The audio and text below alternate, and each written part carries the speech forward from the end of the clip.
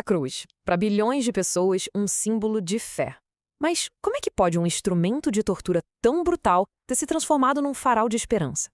É justamente esse paradoxo que está no centro de uma das maiores narrativas da história que a gente vai explorar hoje. Deus e Nós apresenta Proclamação às Nações. Para entender isso, vamos mergulhar numa análise que vai bem além da história da crucificação que a maioria conhece. Ela revela uma verdade surpreendente sobre a natureza humana, sobre o orgulho e sobre o divino. Antes da gente chegar no significado, a gente precisa encarar a realidade brutal da coisa. O que a cruz era de verdade na sua época. A fonte desta análise faz questão de ressaltar que a cruz, ou stauros em grego, não era de jeito nenhum um símbolo nobre. Pelo contrário, era uma ferramenta de tortura extrema e de humilhação pública. E esse contexto é crucial. Pensa só na degradação, na vergonha pública que vinha com essa morte. Era uma forma de dizer que aquela pessoa não valia absolutamente nada. É nesse cenário de total desespero que o drama da crucificação se desenrola. Agora vamos direto para a cena lá na cruz, onde uma exigência bem específica é feita. A multidão não está pedindo, ela está exigindo.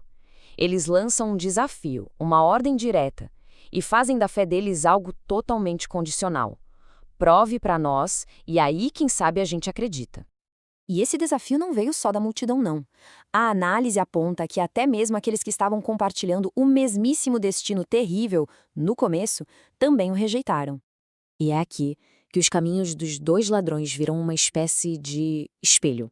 Um espelho de um conflito interno que todos nós enfrentamos.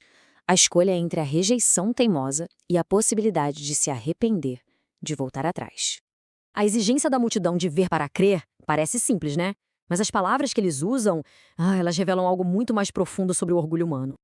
Quando eles exigem ver, não é só para testemunhar um milagre. A palavra grega, eido, significa inspecionar, examinar.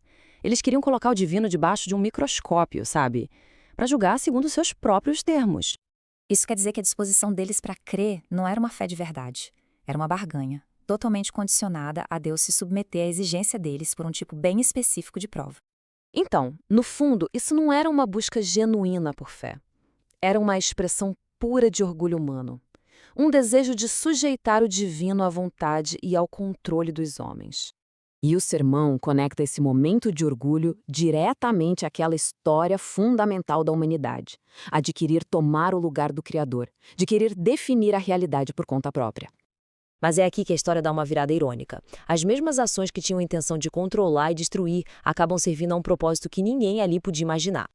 Olha só que coisa! Na tentativa de manter a lei religiosa, de manter o controle do tempo e do ritual, eles acabam dando início a uma série de eventos que, sem eles saberem, iriam cumprir uma profecia muito mais antiga e poderosa. Isso ilustra de um jeito brilhante um plano divino acontecendo por trás dos panos. A lógica seria simples: quebrar as pernas de todo mundo em sequência. Mas os soldados se desviam desse processo e, nesse desvio, a profecia se cumpre. As ações deles, movidas por suas próprias razões e motivações, acabaram cumprindo ao pé da letra essa profecia tão específica sobre o Cordeiro Pascal. E tudo isso nos leva à reflexão final desta análise, que é sobre a natureza da salvação e o nosso livre-arbítrio. A narrativa toda destaca que a salvação é um presente, não um ato forçado. A analogia é que, assim como os ossos de Cristo não foram quebrados, o bom pastor não quebra as pernas das ovelhas para obrigá-las a entrar no rebanho. Ou seja, todo o plano divino, como é descrito, requer a aceitação humana. Ele respeita a liberdade de escolha, em vez de simplesmente passar por cima dela. E assim, a análise nos deixa com esse pensamento final, transformando um relato histórico numa questão atemporal sobre a condição humana. Se a salvação é um presente, por que o orgulho torna tão difícil simplesmente aceitá-la?